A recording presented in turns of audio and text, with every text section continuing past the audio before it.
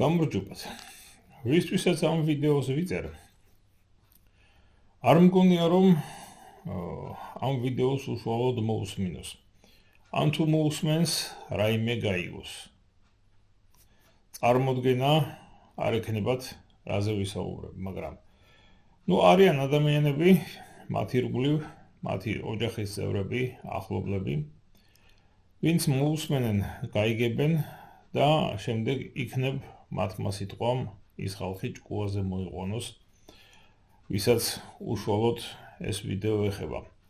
თორემ განათლებითა და ინტელექტის დონით ესენი არიან როგორც წესი ამდვილი გლეხები, რომელსაც სკოლაში გამრავლების ტაბულაც არ უსწავლია, წესიერად უფრო მეტზე რომ არაფერი ვთქვათ.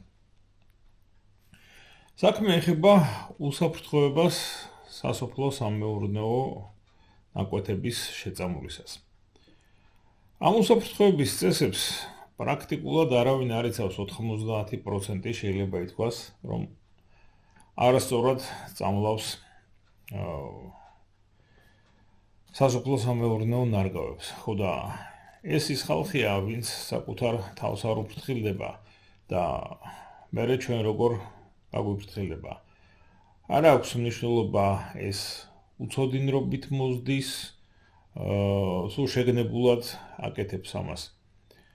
ეს ასე ვთქვათ, პირველ რიგში მისთვის არის სახიფათო და შემდეგ ყველა დანარჩენი ადამიანისათვის, რადგან სასოფლო-სამეურნეო პროდუქციის მომხმარებლები ვართ ყველა ჩემი ჩათვლით. ვთქვათ, რაც შეიძლება მე ჩემ ეზოში მოვიყვანო, მომყავს და ვთქვათ, იმ რაღაც რამდენიმე ჩამონათვალზე ვაკლდები ბაზარს, მაგრამ ახლა ყველაფერს ხომ ვერ მოვიყვანა რა, პურის ჩათვლით, ვთქვათ, 30 კვადრატულ მეტრ ბოსტანში. პირველ რიგში ლაპარაკია ქიმიაზე. ანუ ქიმიურ პესტიციდებზე და სხვა ხამქიმიკატებზე არ აქვს მნიშვნელობა. ყველა ისინი არიან საკმაოდ სახიფათო ნივთიერებები და აუცილებელია მათი მოხმარებისას პირველ რიგში სასუნთქი გზების დაცვა. ეს ნივთიერებები იმდენად სახიფათოა, რომ კანის დაცვას აუცილებელია, ანუ კანი მთლიანად უნდა გქონდეს დაფარული სითხე გაუმტარი ქსოვილით. ახლა ყველაზე კარგი კანის დასაფარად, რა თქმა უნდა, არის ძველი რუსული არმიული ოზეკა. Общевойсковой защитный комплект, რასაც ქვია, ეს ქიმიური დაცვისაგან სპეციალური პლაშია. მაგრამ სავალდებულო მისი გამოყენება, რა თქმა უნდა, არ არის. ახლა წყალგაუმტარი ტანსაცმელი და ფეხსაცმელი ბევრნაირი არსებობს და უნდა დავიფაროთ, რაც არ უნდა სიცხე იყოს, თავიდან ბოლომდე, ისე, რომ კანი არსად არ გვიჩანდეს. და გარდა ამისა, უნდა დავიფაროთ სასუნთქი გზები ცხვირპირი პირველ რიგში. სათვალეზე არ ვლაპარაკობ, სათვალეც აუცილებელია დამცავი სათვალე, რომ თვალები დავიცვათ. და რაც მთავარია, კიდევ ძალიან მნიშვნელოვანია, რომ შეწამვლა უნდა ჩავატაროთ უქარო ამინჩი. ქარიან ამინჩი არავითარ შემთხვევაში არ შეიძლება. იმიტომ რომ ქარი საით დაუბერავს არასოდეს არ ვიცით და შეიძლება ცხვირპირში შემოგვასხას გაფრქვეული სითხე. ეხლა დრონებითა და რაღაც ტექნიკური საშუალებებით თუ გავაკეთებთ, ეს რა თქმა უნდა ყველაზე უკეთესია, მაგრამ ახლა დრონის ყიდვას და გამოყენებას რო აზრი გქონდეს, უნდა ათეულობით ჰექტარი ფართობის მეპატრონები ვიყოთ, ასეთები არც ისე ბევრია და 1 და 2 ჰექტარზე დრონის გამოყენებას აზრი არ აქვს. ეხლა ასეთი რამ, როგორც წესი, ვთქვათ, შაბიამნით შეწამვლისას საერთოდ არ იკეთებენ, ვთქვათ, სასუნთქი გზების დაცვას, ეს რა თქმა უნდა ძალიან არასწორია. მაგრამ როცა იკეთებენ ჩვეულებრივ სამედიცინო პირბადეს. ეს ჩვეულებრივ სამედიცინო პირბადე ჩათვალეთ გინდ გქონიათ გინდ არა. ეს არის არა ჩვენი დაცვა, არამედ სხვა ადამიანების დაცვა ჩვენი ამონასუნთქისაგან. ეს არაფრისაგან არ გვიცავს პრაქტიკულად არც ერთი ხამქიმიკატისაგან, რომელიც გამოიყენება სოფლის მეურნეობაში. იმისათვის, რომ თავი დავიცვათ, საჭირო არის უფრო სერიოზული რესპირატორები, ან აირწინაღები. ახლა თქვენ აქ ხედავთ FFP2 კლასის რესპირატორს. არსებობს კიდევ უკეთესი FFP3. FFP3 იცავს 99% გაფრქვეული აეროზოლისა და მტვრის ნაწილაკებისაგან, ეს იცავს 94%-ისაგან. ამას რომ გაიკეთებთ, პრაქტიკულად ჰერმეტულია გვერდზე ამონასუნთქი ჰაერი არ გადის აქ, შესუნთქვისას მაინც განსაკუთრებით საკმაოდ დიდი რაოდენობა ჰაერის შემოდის გვერდითა მხრებიდან და ზემოდან და ქვემოდან. ასე რომ რეალურად ეს ვიმეორებ არ არის ჩვენი დაცვა. ჩვენი დაცვა არის FFP2 და FFP3 რესპირატორი. ეხლა გარდა ამისა გააჩნია რითი ვწამლავთ. ეხლა უმეტესობას რა თქმა უნდა პესტიციდების თუ სხვა შხამქიმიკატების ყოფნის FFP3. მაგრამ ყველა ასე ვთქვათ შხამქიმიკატს აქვს თავისი თავისებურება, მას ეტიკეტზე აუცილებლად დაწერია რა ტიპის რესპირატორით უნდა ვიმუშაოთ თუ აირწინაღეთ. სამხედრო აირწინაღები არ გამოდგება არავითარ შემთხვევაში.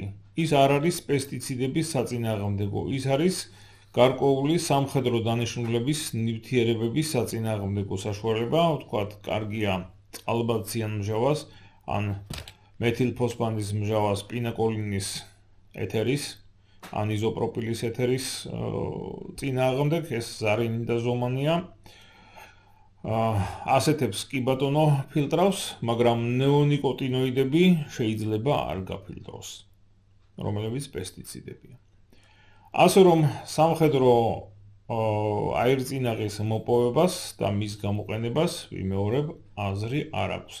აუცილებელია ვიხმაროთ FFP3, უკიდურეს შემთხვევაში FFP2 თუ ნაკლებად ტოქსიკურ ნივთიერებასთან აქვს საქმე. ან საუკეთესო ვარიანტია, რომ წავიკითხოთ, კი არა, ეს ალბათ აუცილებლობაც არის ვიტყოდი, რომ წავიკითხოთ ინსტრუქცია, აუცილებლად ექნება უპაკოვკაზე, ჩემო ბატონო ამ შხამქიმიკატს რა ტიპის რესპირატორი ან აირწინაღი იჭერს და აკავებს. წინააღმდეგ შემთხვევაში შეიძლება საქმე დამთავრდეს ძალიან ცუდად. ცუდად ლაპარაკი მაქვს ქელიხსა და პანაშვიდზე და სიკვდილისაც გააჩნია კიდევ ვთქვათ ღვიძლის უკმარისობით სიკვდილი ეს არის საშინელი ტანჯვა. ტანჯვა ერთია და მეორე ყველა თავზე გადგას და ვერაფერს ვერ გიკეთებენ და ვერ გშველიან. ასეთი რამდენიმე შემთხვევა იყო ზოგიერთის გასვენებაშიც ვარ ნამყოფი. ხუდა არავის გასვენებაში მეჩი არ მინდა წასვლა და მით უმეტეს ახლა როცა თქვენც ასეთ რამეს ასეთი საფრთხის წინაშე ხართ, ნუ აყენებთ სხვებსაც საფრთხის წინაშე. თუ მაინც და მაინც შხამქიმიკატი უნდა იხმაროთ, ლაპარაკია იმაზე, რომ ქიმია უნდა იხმაროთ, არა ბიოლოგიური საშუალება. ასეთ შემთხვევაში ძალიან ზუსტად დაიცავით ინსტრუქცია, ჯერ დაიცავით საკუთარი თავი, შემდეგ დაიცავით საკუთარი მომხმარებელი. ვთქვათ, სისტემური პესტიციდები არავითარ შემთხვევაში არ შეიძლება ნაყოფის მოკრეფამდე 20 დღეზე 20 დღეზე და მეტი უნდა გავიდეს ნაყოფის მოკრეფისას აი შხამქიმიკატების შემდეგ. უმეტესობას ეს 20 დღიანი პერიოდი აქვს. ამიტომ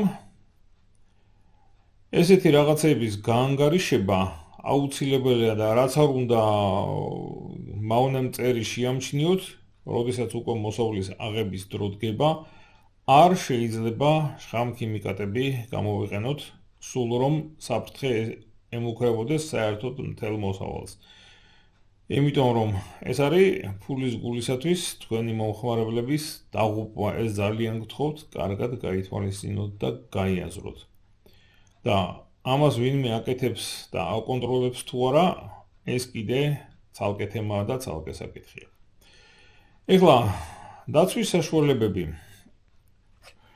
ტანსაცმელი ასე თუ ისე გასაგებია და ტანსაცმლის შოვნა ყოველთვის შეიძლება, რომელიც შხამქიმიკატებით დამუშავებისას გამოკვეთება. აუცილებელია ვიმეორებ კანის ზედაპირი 100%-ით უნდა იყოს დაფარული.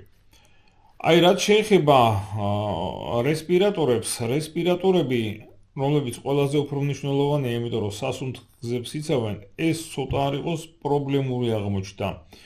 ელიევას ბაზრობაზე დღეს მაგალითად FFP3 ვერ ვიშოვე, FFP2 ვიშოვე. შემდეგ თავად სასოფლო სამეურნეო მაღაზიებს არ შემოაქვთ როგორც ირკვევა რესპირატორები, დავრეკე რამდენიმე მაღაზიაში და მითხრეს რომ FFP3 რესპირატორები, ის კი არა FFP2-ებიც არ აქვთ და არ იციან როდის ექნებათ. ეხლა მაღაზიის მოვალეობა არ არის ასეთი რაღაცის შემოტანა. მოთხოვნა ქმნის მოწოდებას, თუ თქვენ მომხმარებლებმა არ მოსთხოვეთ და სოფლის მეურნეობით დაკავებულებმა ადამიანებმა არ მოსთხოვეთ მაღაზიებს, რომ ეს შემოიტანონ, ისინი ამას არ შემოიტანენ.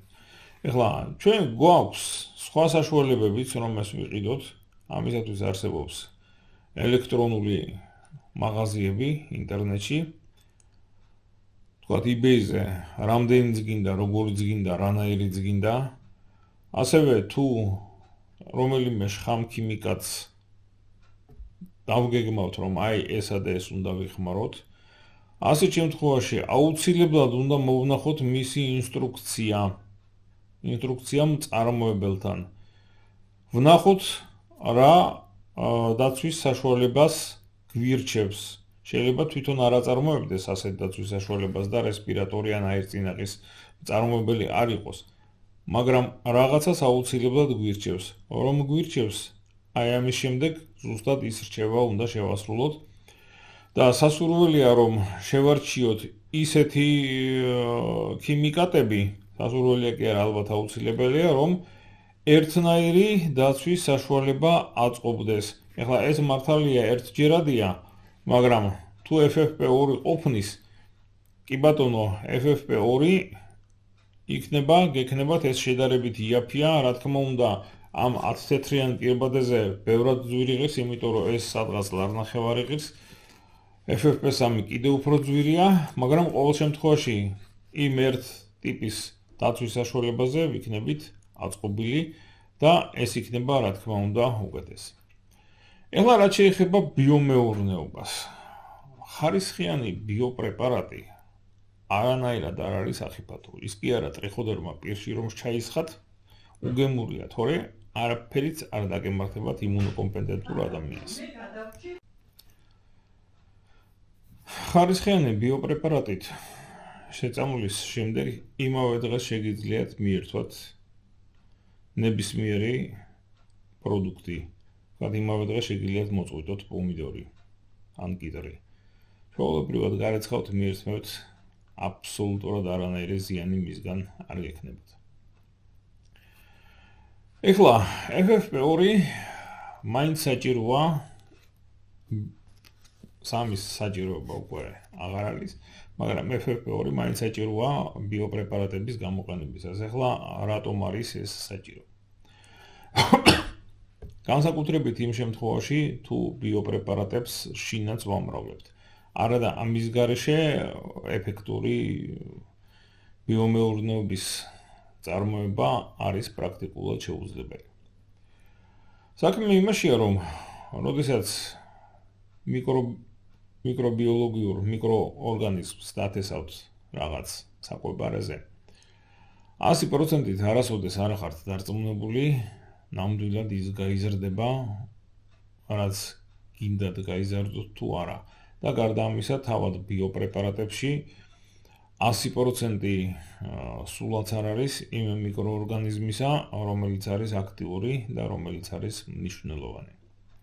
ვთქვათ, მაგალითად, იგივე ტრიხოდერმის პრეპარატში შეიძლება ბევრი სხვადასხვა მიკროორგანიზმი იყოს შედარებით მცირე რაოდენობით, იმიტომ რომ ეს არ გახლავთ სუფთა კულტურა. სუფთა კულტურას ასეთი დიდი რაოდენობით ვერ დაამზადებს ვერანაირი საწარმო. ეხლა ზოგიერთმა ფირმამ საზღვარგარეთ დაიწყო უკვე სუფთა კულტურისა და საკვები არის წარმოება და იმაზე გათვლა, რომ საბოლოო პრეპარატს სახლში თვითონ მიიღებს მომხმარებელი, მაგრამ აქ არის ესეთი მაგრამ ამ მომხმარებელს შეიძლება ისევ დაუბინძურდეს და გაიზარდოს სულ სხვა რამე, ვიდრე თვითონ მას უნდა და ვიდრე მწარმოებელს უნდა. ვთქვათ მაგალითად, იგივე ყველა ესაში რაც შეიძლება მოხდეს, ეს არის რომ გამრავლებისას ან თავად ბიოპრეპარატში იყოს ასპერგილუსი. რა თქმა უნდა, არ არის სასურველი ასპერგილუსის ყლაპვა, არც ბიოპრეპარატის გამრავლებისას, არც შეწამლისას, ამიტომ უმჯობესია ეს პირდაპირ გამოვიყენოთ. ეს არ არის ისეთი საშიში მიკროორგანიზმი, ვთქვათ, როგორც ციმბირის წყვილის ბაქტერია, ან იარსინია პესტის შავი ჭირის ბაქტერია. მაგრამ, მაინც სასურველი არ არის. ახლა ასპერგილუსი ისედაც არის გარემოში, მაგრამ როდესაც ვთქვათ, თქვენ თვითონ ამზადებთ ბიოპრეპარატს, შეიძლება რაღაცა მოხდეს და ასპერგილუსი წავიდეს ნაცვლად სასარგებლო მიკროორგანიზმისა. ყველაფერი ხდება, ეს პროფესიონალებსაც შეიძლება დაემართოთ, არა თუ თქვენ. ასე რომ რაღაც გარკვეული არა იმდენი როგორც ქიმიის შემთხვევაში, მაგრამ FFP2-ს გირჩევთ, რომ გეკეთოთ. გაფრქვევისას და მუშაობისას კანის დაფარვა არანაირად აუცილებელი არ არის 100% თუ ცხელა შეიძლება ჩვეულებრივი ტანსაცმლით იყოთ, მაგრამ სასუნთქი გზები აქაც უნდა დავიცვათ. ის კი არა უფრო მეტიც საკომპოსტე ორმოში ასპერგილუსი მრავლდება საკმაოდ ხშირად. ასპერგილუს ნიგერი, შავი ასპერგილუსი და ასპერგილუს ფუმიგატუსი. სხვა ასპერგილები შეიძლება იყოს. ამიტომაც, რეკომენდირებულია, რომ თქვათ, იგივე საკომპოსტე ორმოს გადაქიქვისას, თქვათ, რომ ჰაერი შეუშვათ კომპოსტის ფენებს შორის, ან მასში დამატებისას, ან თუნდაც მასთან მიახლოებისას, ისევ FFP2 რესპირატორი გავიკეთოთ. ეს არც ძვირია, იშოვება კიდევაც, თქვათ, საზღვარგარეთიდან ჩამოტანა არ არის საჭირო. ასე რომ, ამით შეიარაღებული უნდა ბიომეურნეც იყოს, არა მარტო ის, ვინც ქიმიით არის დაკავებული. ქიმიისათვის ეს როგორც წესი არასაკმარისია. თქვათ, ამით შეიძლება შაბიამანი გააფრქვიო, ან ბორდოს ხსნარი, მაგრამ არავითარ შემთხვევაში, თქვათ, სერიოზული პესტიციდი, ეს კარატე იქნება, აქტარა იქნება, თუ ნებისმიერი სხვა, ასეთი რესპირატორით არ გინდათ FFP3-ით. კი ბატონო, და საუკეთესო ვარიანტია, თუ რა თქმა უნდა, გამოვიყენებთ იმ ტიპის რესპირატორს და იმ ტიპის აერთწინახს, რომელიც უწერია მწარმოებელს ინსტრუქციაში და თვითონ პრეპარატის აღწერაში. ასეთ შემთხვევაში ვიქნებით რეალურად კარგად დაცული. წინააღმდეგ შემთხვევაში შეიძლება საქმე დამთავრდეს ცუდად. გარდა ამისა, არასოდეს არ უნდა დაგვავიწყდეს მოკრეფამდე, რამდენი დღით ადრე, მოსავლის აღებამდე, რამდენი დღით ადრე შეიძლება ამა თუ იმ შხამქიმიკატის გამოყენება. ეს არის ძალიან მნიშვნელოვანი. ამით უკვე საკუთარ თავს არიცავთ, ამით უკვე იცავთ თქვენს მომხმარებელს. და თუ მას პატივსცემთ, რა თქმა უნდა, ეს ინსტრუქცია უნდა შეასრულოთ. დღეს სამწუხაროდ არის ძალიან ცუდი სიტუაცია, რომ ვთქვათ, სოფლის მეურნეობაში დაკავებული ადამიანების არც კვალიფიკაციას ამოწმებს ვინმე, ვთქვათ, უშუალოდ შემსრულებლებზეა საუბარი და არც არანაირი კონტროლი ხდება, ვთქვათ, პოსტნაური როდის შეწამლეს, თუ ვიღაცა არ მოიწამლა, ისე არანაირი კონტროლი არ ხორციელდება. პრინციპში ეხლანდელი მაკონტროლებლების პირობებში მე ვიტყოდი, რომ არც არის საჭირო, რასაც ეხლანდელი მაკონტროლებლები წარმოადგენენ, მაგრამ ზოგადად ეს ყველაფერი აუცილებელია და პირველ რიგში საკუთარ თავთან უნდა იყოთ მართალი. როდესაც რაღაცას აწარმოებთ და ყიდით, ის უნდა უხიფათო იყოს ყიდველისათვის. დღეისათვის სულ ეს იყო, მადლობა ყურადღებისათვის.